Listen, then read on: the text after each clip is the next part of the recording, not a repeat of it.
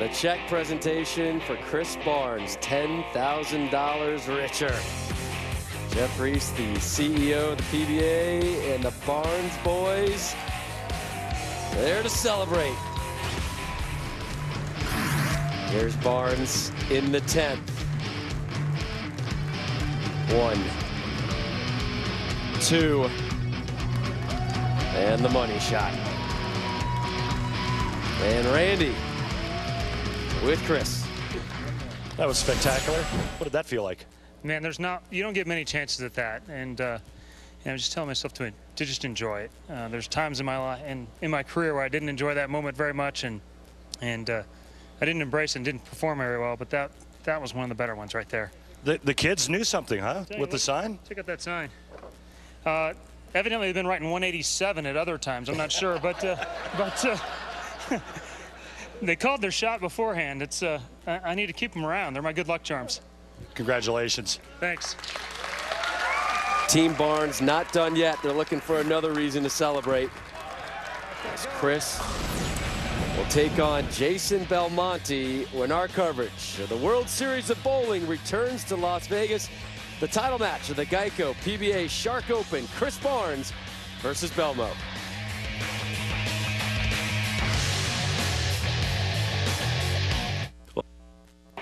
Welcome back to Las Vegas and the World Series of Bowling. Sean Rash's 182 sends him packing, and so it'll be a final featuring our two World Series 300 men, Chris Barnes and Jason Belmonte.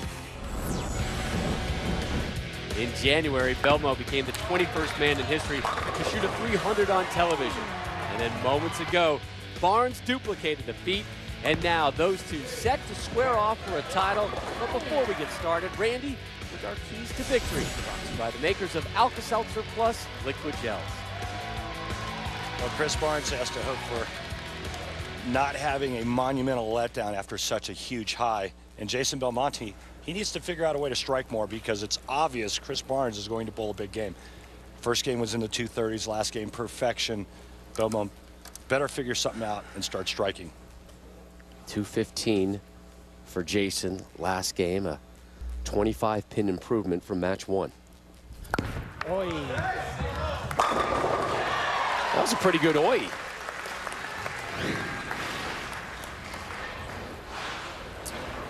Doesn't sound good. So Barnes looking for 13 strikes in a row, and the first here in the title match.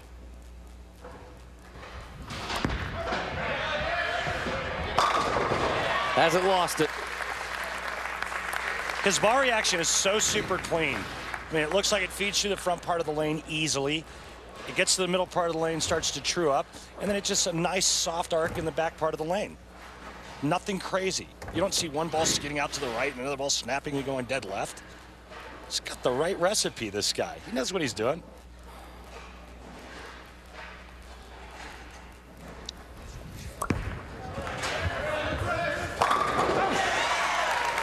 This all looks very familiar, Randy. Where have we seen this before? You know the one thing we haven't seen on television? Back-to-back 300 games? Exactly. Well, you're just flat out greedy right now. Yeah, And I'll take it. Belmo's got a shot at one too. Clean through one. There's Jason in the second. Yeah! Belmo matching Barnes strike for strike here in the title match. And here is Jason on his fellow 300 Club member. Chris Barnes is one of the most knowledgeable players out here. You ask him what his equipment does, and he'll tell you to the T what each of his bowling balls does. And you know, knowledge is power out here, and that's why Chris is one of the best in the world. He not only can repeat his shots, but he knows with which ball to use. And when you know that, and you put his ability and talent with his knowledge together, you know, that's why he's arguably the greatest bowler in the world.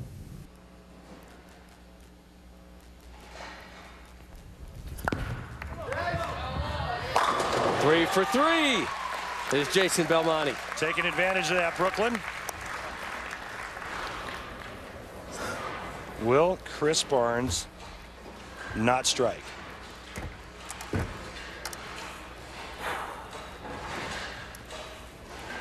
Chris Barnes, one of 6 to have claimed the Triple Crown in the PBA. Yeah, prestigious award was Hardwick Petraglia Albee forever. Come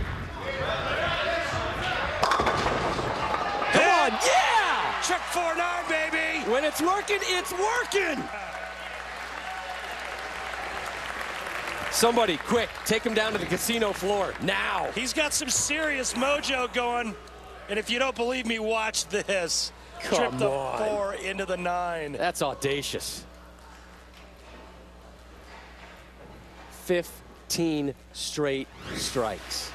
Make a good one here.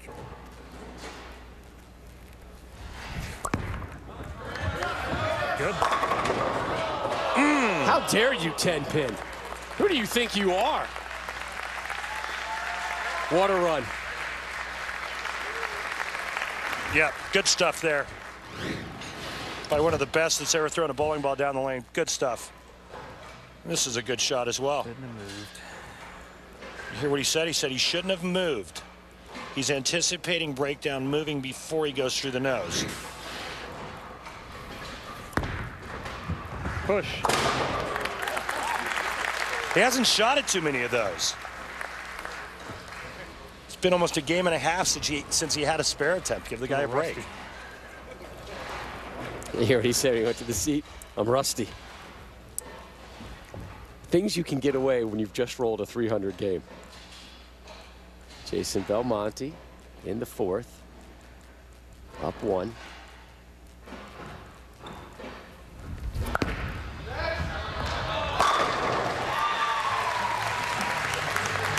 There's a 4-bagger. A what?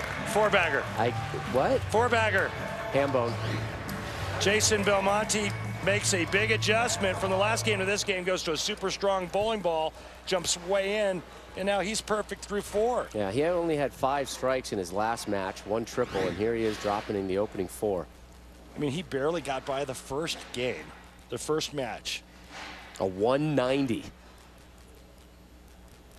And that first match for Belmonte, just enough to claw his way into match 2. Match 2, sat and watched Chris Barnes drop a 300, and now it's Jason's turn. Flawless through 5. Live coverage of the PBA Detroit Open presented by Track begins this Saturday, and the only place to see it is through the PBA's online video subscription service, Extra Frame. Live coverage includes every round as well as Sunday's stepladder finals where a PBA champion will be crowned. Monthly and yearly subscriptions are available only at PBA.com.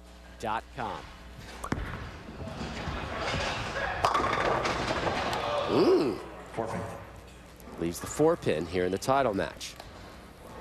Now the question is, how much of a beating is the old pattern taking now that Belmonte has jumped inside with a much more aggressive bowling ball?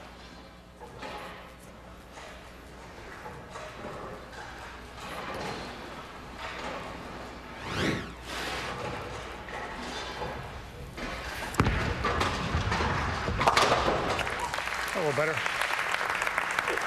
Not to jinx Chris, but his record on television has not been stellar lately. His most recent letdown, last month's Alka-Seltzer Liquid Gels USBC Masters, where Chris was the #1 seed, and he started strong against Mike Fagan. This split in the 8th of the title match cost him dearly. Fagan would put together a 7-bagger to capture the first major of his career. You know, my TV record hasn't been fantastic. I've been pretty good over these long formats. In the 1-game match on TV, it hasn't gone as well. But those kind of things motivate me, I guess. You know, I don't like feeling like that, and so I do what I can to change and try and keep getting better at it. And so ultimately, that's what's going to have to happen here. Barnes down 22 and staring down the barrel of a Jason Belmonte 5-bagger here in the 6th.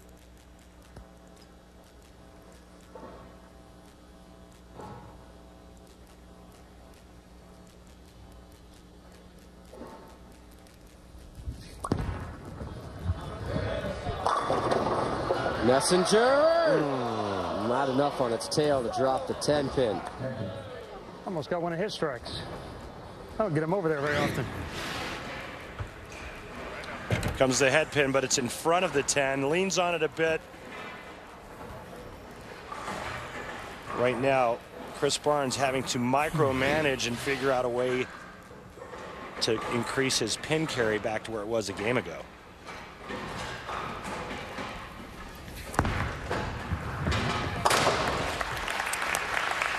It remains clean, but after that opening three-bagger, it's been 9 spare, 9 spare, 9 spare for Barnes. 23-pin advantage for Jason Belmonte as he steps up for his effort in the 6th. Less than 50% on striking in the first and second match. Now he's perfect through 5.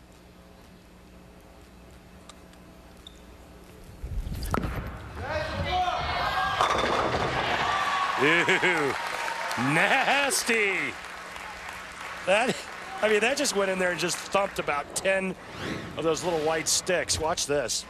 No thumb in it, 2 hands. Let's create a bunch of revolutions at about 15 pounds of mass, rotating at about 650 RPMs. And not much chance for the 10 pins. Nothing left on the deck. So an opening 6-pack for Jason Belmonte. The lead extends to 33.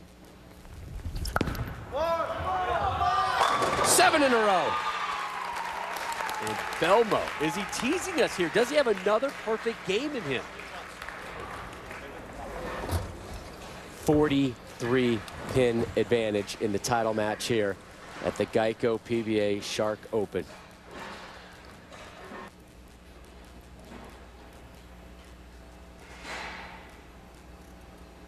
Left the 4-pin in the 5th here on this lane. No. And now has a 7-10. Cruel and unusual punishment. In the right hand position, I guess. Hey, Chris, nice 300 game. Now let me kick you in the face. Outright.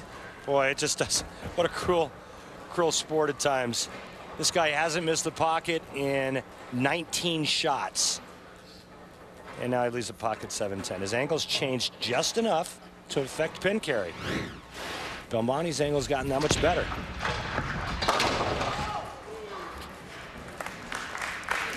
Well, the theme of this match has turned squarely into the face of the man on the left. Jason Belmonte, the man in black from Australia. Perfect through 7. As Barnes steps up after that open frame to begin the 8th.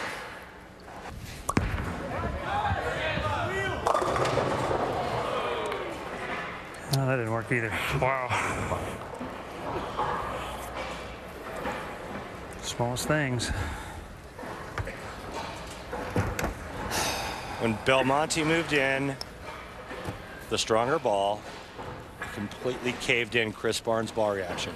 He had to move in, tweak it just enough. It affected his pin carry. Now he's lost pocket.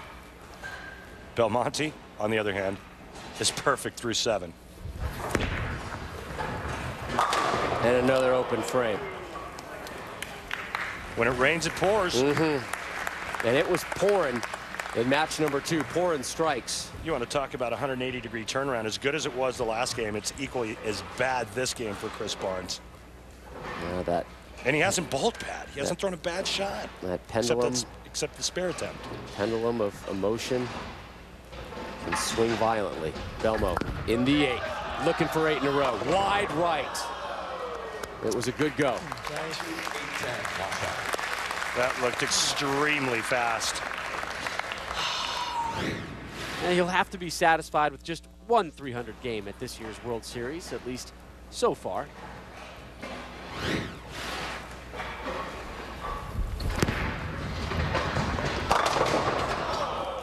Come on, finish it off. The World Series of Bowling is set to take a short break, but will return in 3 weeks with none other than U.S. Open winner Pete Weber. PDW paired up with Jason Belmonte in the Mark Roth, Marshall Holman PBA Doubles Championship Sunday, March 25th here on ESPN. Another 5! Are you kidding me?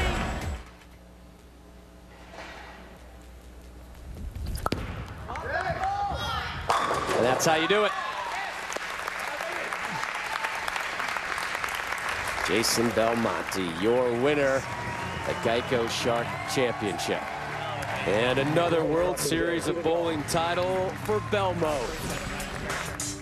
The two-handed wonder from down under. Solid in the title match versus Barnes, and we'll hear from our champ when we return to Las Vegas. The Geico Shark Open is brought to you by Alka-Seltzer Plus. Alka-Seltzer Plus liquid gels provide more complete cold relief than NyQuil. By Geico, saving people money on more than just car insurance. By Atonic, power up your game. And by Touch of Gray, get the best of both worlds. Captures his second PBA title in 3 weeks here in Las Vegas. The Americans still empty-handed here at the World Series of Bowling.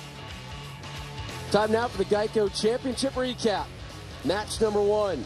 Mika Koivuniemi, the reigning player of the year, just did not have it going on for him. A 172 and an early exit to the sauna. Match number 2, Sean Rash. Makes a lot of shows, can't finish. It continued again today at 182. He's done. Chris Barnes, perfection.